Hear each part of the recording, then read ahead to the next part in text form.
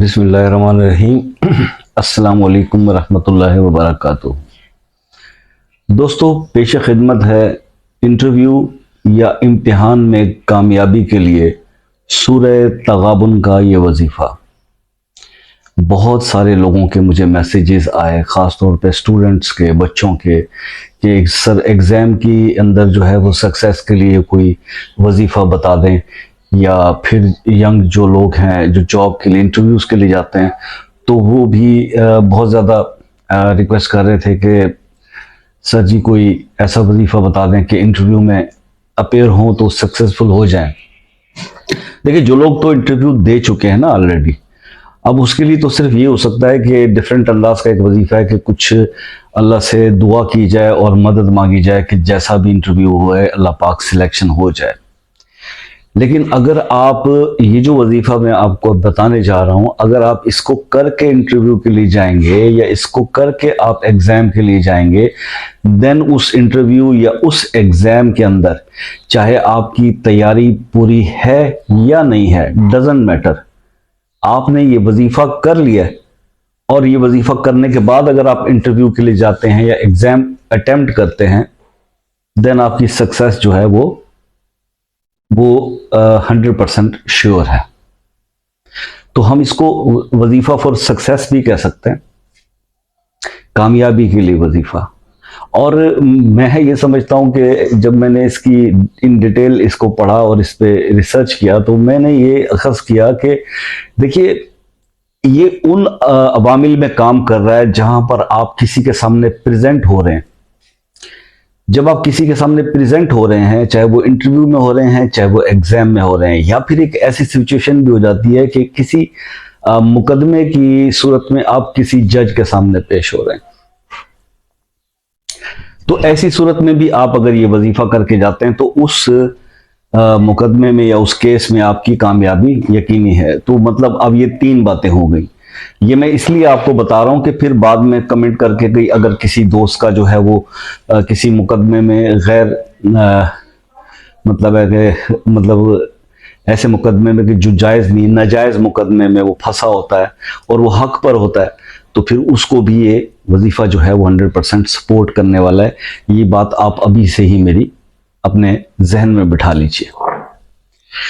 तो अब बात यह है कि लेकिन ये नहीं करना मेरे दोस्तों, मतलब ऐसा नहीं हो कि कहीं आप, मैं आपको अगर ये वजीफ़ा बता रहा हूं कि आप ये वजीफ़ा करके जाएंगे तो आपकी इंटरव्यू में सिलेक्शन हो जाएगी, वो तो अल्लाह के हुक्म से हो जाएगी। अब लेकिन इसका मतलब ये नहीं है कि आपने इंटरव्यू के लिए तैयारी करनी नहीं, मतलब सुबह उठ के आपने मुंह नहीं धोया।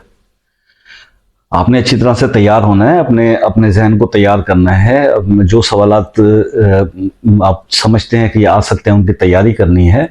और इसी तरह से जो लोग एग्जाम के लिए वजीफा कर रहे हैं तो वो अपनी स्टडी को पूरा रखें।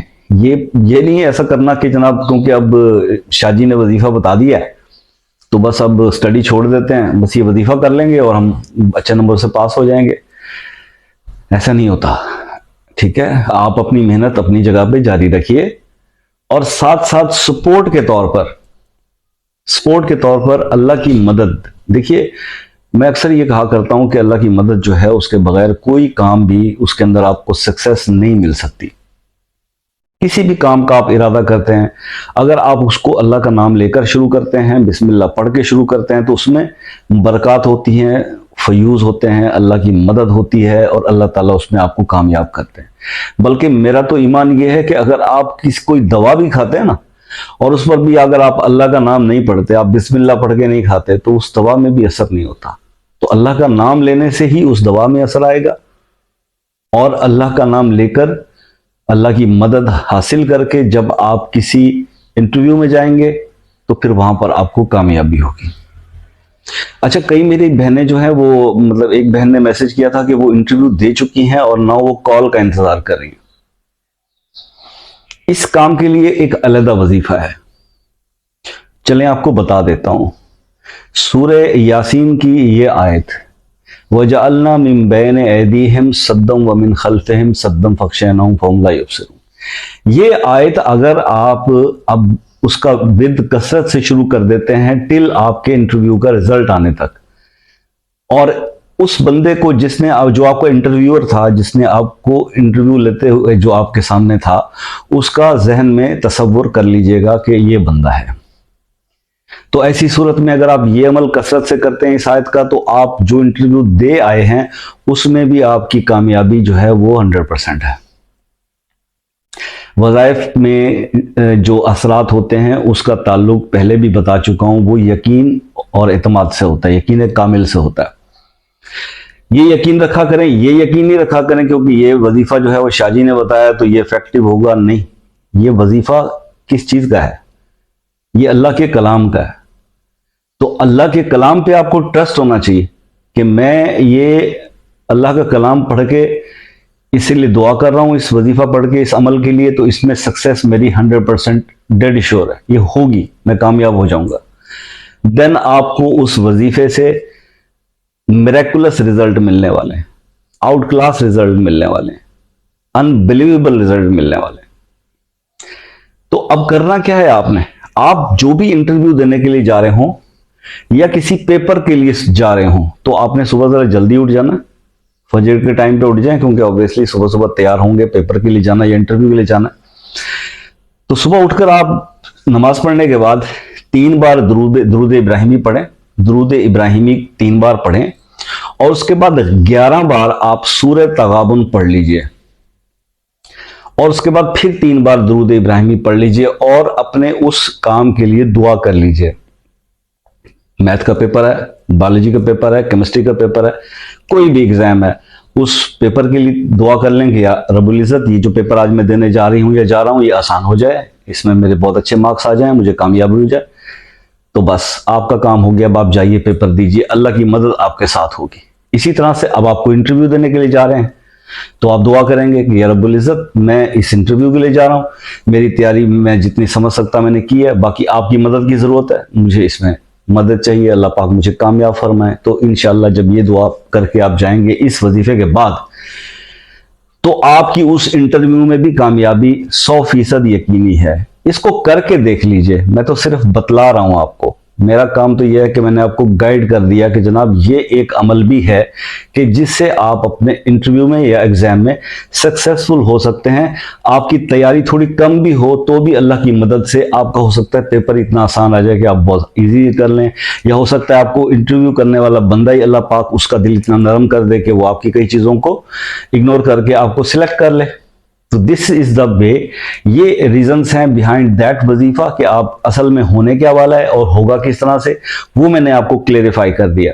अब आपका काम है इसको देखिए। दूसरी बात, as a big brother, as a uncle, as a चाचू, जो भी मुझे देख रहा है, मेरी उम्र के भी लोग देखते हैं, कम उम्र के बच्चे भी देखते हैं, मेरी बहनें भी देखती हैं, तो मैं सिर्फ आपसे एक रिक्वेस्ट करने जा रहा हूँ। रिक्वेस्ट ये है कि देखिए मेरी तो एक है कि मतलब मैंने ये जिम्मा लिया कि चले मैं आपको जो मुझे इल्म है, मालूम है, हो सकता है पहले भी आपको मालूम हो, बेहतर अंदाज में आपको याद दिला दूं या आपको बता दूं, लेकिन मैं तो अपना काम करता रहूँगा। आप, एक रिक्वेस्ट है आपसे कि वज़ाइफ ज़रूर पढ़िए, ज़रूर पढ़िए, पढ़ने चाहिए, अल्लाह का कलाम है। अरे कुछ भी ना हो तो इसको पढ़ने का सवाब तो है, 1 हर्फ की 10 नेकियां तो मिलती हैं। लेकिन यार ये सोचो कि आप लोग क्या नमाज क्यों नहीं पढ़ते? सबसे पहले अपनी नमाजों को कायम कर लीजिए। अल्लाह को सबसे ज़्यादा प्यारा अमल यही नमाज ही है, इसकी बार बार तलकीन की गई है अहादीस में भी और कुरान पाक में भी। अकीमुस्सलात का जिक्र है कि नमाज कायम करो, नमाज कायम करो, बार बार कहा गया है। तो कैसे कायम होगी? बार बार पढ़ेंगे तो कायम होगी ना। तो दोस्तों, नमाज में बिल्कुल भी गफलत न किया करें, नमाज पढ़ा करें और कोशिश किया करें कि ज़्यादा से ज़्यादा कोशिश किया करें बावजू रहा करें।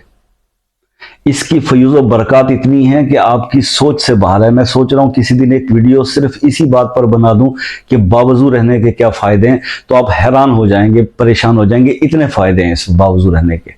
अल्लाह ताला सबको अमल करने की तौफीक अता फरमाए, हमें भी हिम्मत अता फरमाए, और हमारे लिए जो है वो रहमतों का नज़ूल हो, आप सबके लिए भी हो। दुआओं में याद रखा कीजिए अपने भाई को। मिलते हैं नेक्स्ट वीडियो में, तब तक के लिए अल्लाह हाफिज़।